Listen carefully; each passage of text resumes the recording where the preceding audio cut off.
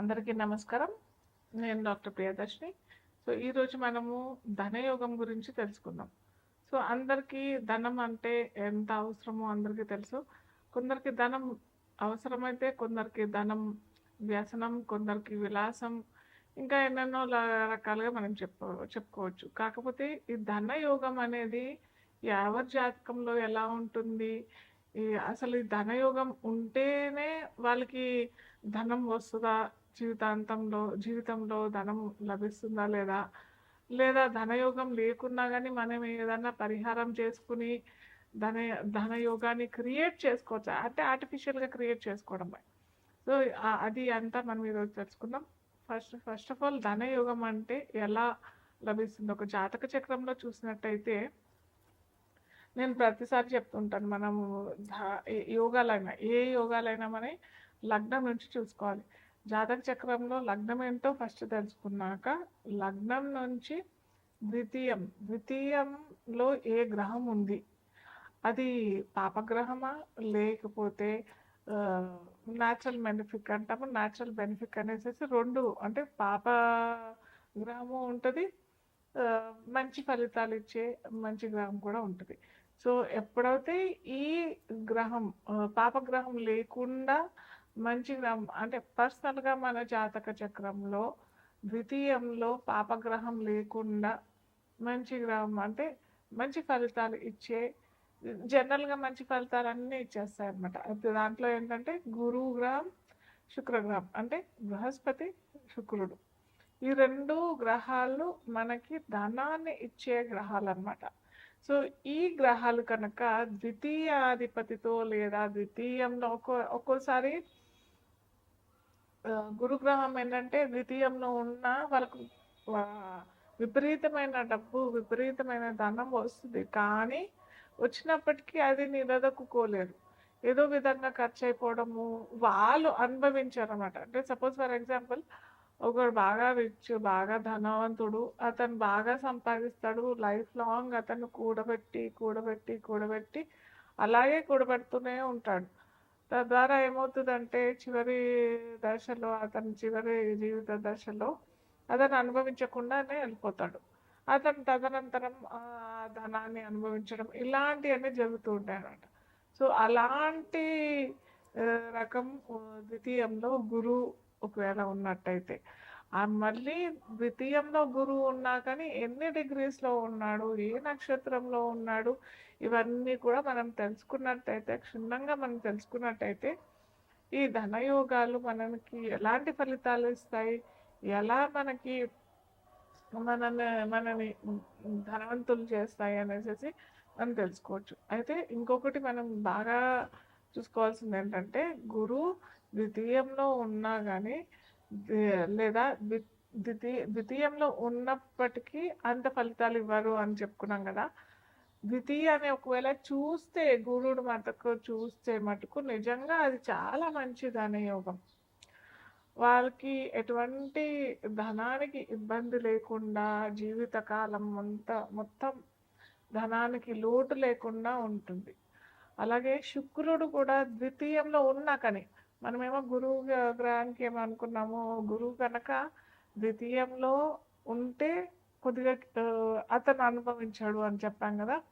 కానీ శుక్రుడు అలా కాదు, ద్వితీయంలో ఉన్న అతను ధనాన్ని ఇస్తాడు. కాకపోతే ఇక్కడ రూల్ ఏంటంటే,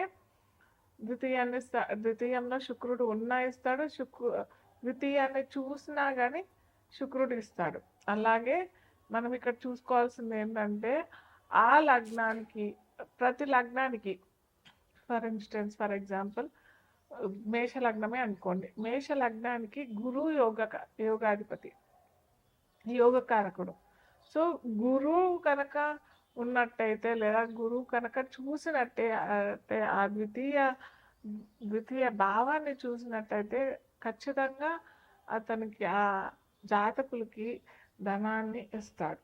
కాకపోతే శుక్రుడు కనుక అక్కడ ఉన్నాడు అని అంటే, శుక్రుడు మారకాధిపతి అవుతాడు ఆ లగ్నానికి, ద్వితీయ సప్తమాధిపతి అవుతాడు. కాబట్టి శుక్రుడు అంత ఫలితాలు ఇవ్వడు. సో, ఇక్కడ కొద్దిగా క్లారిటీ తెచ్చుకోవాలి ఎవరైనా కానీ. ఏ లగ్నాల వారికి యోగ కారకుడు, గురువు యోగ కారకుడు అవుతే గురువు ఇవ్వాలి. శుక్రుడు యోగ కారకుడు అవుతే నేను ఒక్కొక్క రాశికి చెప్తూ ఉంటాను, ఏ ఏ రాశులకి సారీ లగ్నాలకి ఏ ఏ గ్రహాలు ధనాన్ని క్రియేట్ చేస్తాయనేసి ఒక్కొక్క లగ్నాలకి చెప్పుకుంటూ పోతాం మనము. సో ఇక్కడ కనుక ద్వితీయానికి మేష లగ్నం వారికి ఇక్కడ కలిగినట్టయితే అంత మంచి చేయడు. సో ఇలా ప్రతి లగ్నాలకి ఒక లగ్నానికి గురువు యోగ కారకుడు అయితే ఒక లగ్నానికి శుక్రుడు యోగ కారకుడు అవుతాడు. సో ఇలా మనము డిఫరెన్షియేట్ చేసుకున్న తర్వాత మనకి ధనయోగం జీవితంలో ఉందా లేదా, ఒకవేళ లేకపోతే ఎలాంటి పరిహారాలు మనం చేసుకోవచ్చు, ఇది మనం మేషం నుంచి మీనం వరకు చూద్దాం. అయితే ఇంకొకటి ఏంటంటే ద్వితీయానికే కాకుండా లాభంలో కూడా ఈ మనం చెప్పుకున్న గురు గ్రహమైన శుక్రగ్రహమైన కనెక్షన్ వచ్చినట్టయితే కూడా అది ధనయోగమే అవుతుంది. అర్థమైందా? అలాగే శుక్రుడు గురువు ఒకవేళ ఈ రెండు గ్రహాలు కూడా 11వ భావంలో అంటే 11వ భావంకి కనెక్ట్ అవుతే మటుకు ఖచ్చితంగా ధనాన్ని ఇస్తాడు. ఇదే కాకుండా ద్వితీయానికి లాభానికి అంటే ప్రతి ఒక్క లగ్నాలకి ద్వితీయాధిపతి సపరేట్గా ఉంటాడు, లాభాధిపతి సపరేట్గా ఉంటాడు కదా. ఎప్పుడైతే ఈ ద్వితీయాధిపతి లాభాధిపతి రెండూ కలిసి ద్వితీయంలో అయినా లాభంలో అయినా ఉన్నట్టయితే అది ధనయోగం కిందనే పరిగణించబడుతుంది. మీన లగ్నం వారికి అధిపతి ఎవరు అని అంటే బృహస్పతి. సో ఈ బృహస్పతికి అంటే మీన లగ్నం వారికి ద్వితీయంలో ద్వితీయాధిపతి కుజుడు అవుతాడు, లాభాధిపతి శని అవుతాడు.